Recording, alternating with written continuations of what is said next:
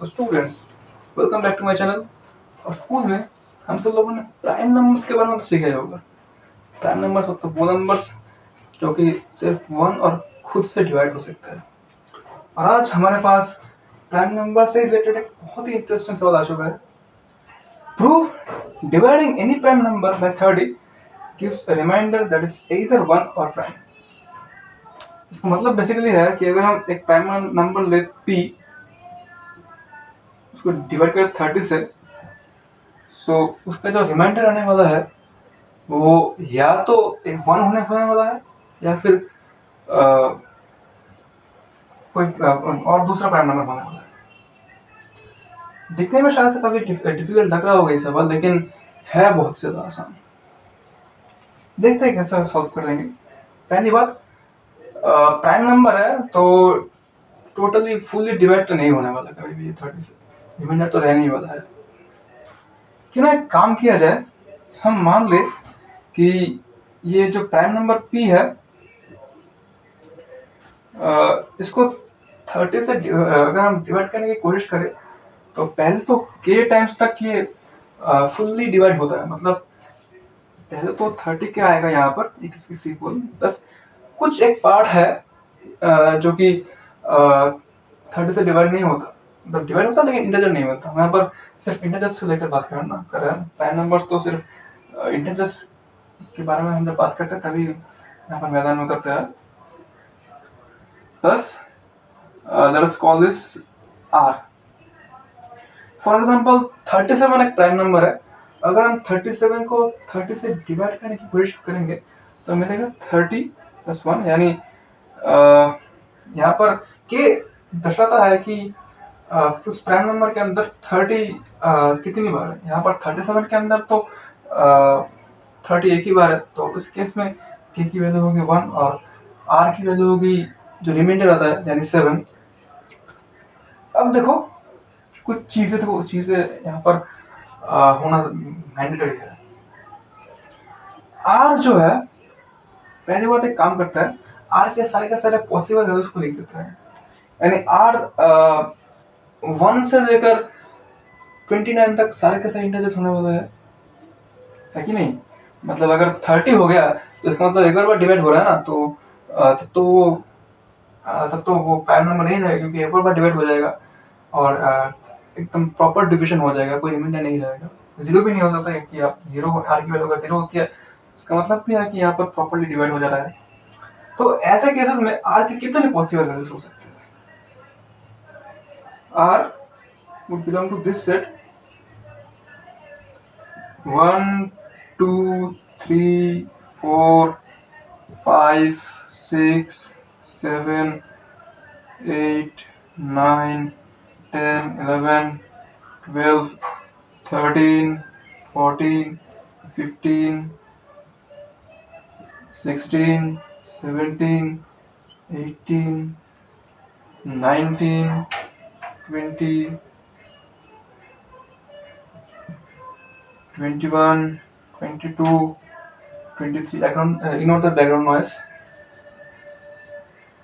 24 25 26 27 28 29 और 30 तो नहीं होने वाला। मतलब यहाँ पर कहानी खत्म होने वाली है 29 में आकर। अब देखो यहाँ पर आर की कुछ वैल्यूज नहीं हो सकते। क्यों नहीं हो सकता? आर की वैल्यू कुछ भी 30 का कोई फैक्टर नहीं हो सकता। क्यों नहीं हो सकता? मान लेते कि ये एक 30 फैक्टर है, 30 फैक्टर मान लेते हैं हम लोग, जैसे कि फॉर एग्जाम्पल 5 हो गया। अगर यहाँ पर रिमाइंडर 5 रह रहा है तो इस पूरे टर्म को हम एक और बार 30 से डिवाइड कर सकते हैं।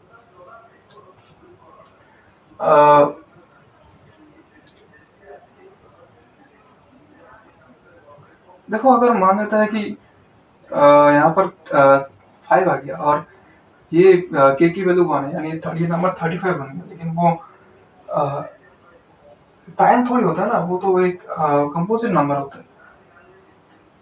यहाँ पर अगर कोई भी 30 का प्रॉपर फैक्टर आ गया, जैसे कि 10 मान लेते हैं, यहाँ पर अगर 10 आ गया तो और यहाँ पर k की वैल्यू 1 ही है, तो ये पूरी चीज़ बन जाएगी 40,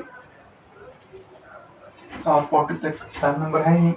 ऐसे तुम यहाँ पर सिर्फ 30 के फैक्टर्स ही नहीं, उन सारे नंबर्स को लेकर मतलब बात कर सकते हो जिसके साथ 30 एक कॉमन फैक्टर है। मतलब यहाँ पर मान लेते हैं 22 हो जाता है और के की वैल्यू 1 ही रखता है, तो ये क्या बन जाएगा 52 बन जाएगा।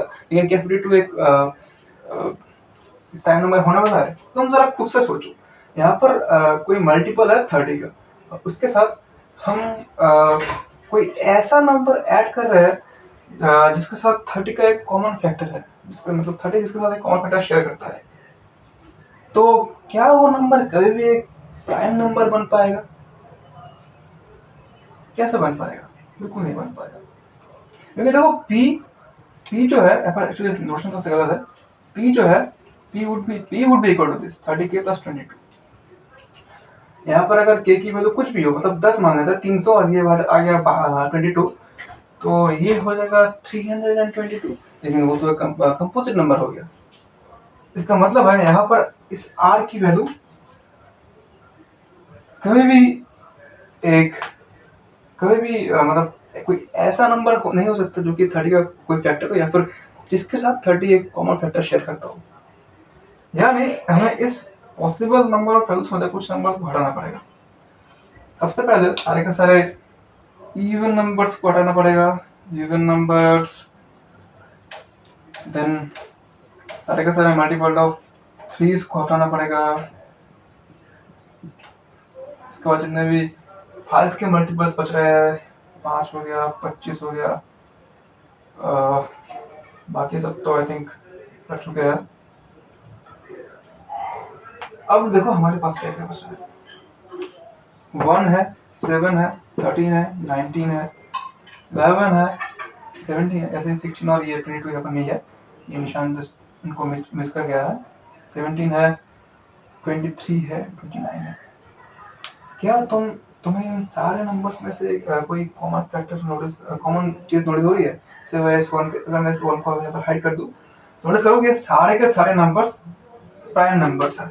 इसका मतलब है कि हमारा ये प्रॉब्लम जो है सॉल्व हो चुका है। ये स्टेटमेंट ट्रू है कि p को 30 से डिवाइड करने पर जो रिमाइंडर आता है वो या तो considering p is a prime number, वो या तो 1 होगा या फिर कोई दूसरा प्राइम नंबर होगा।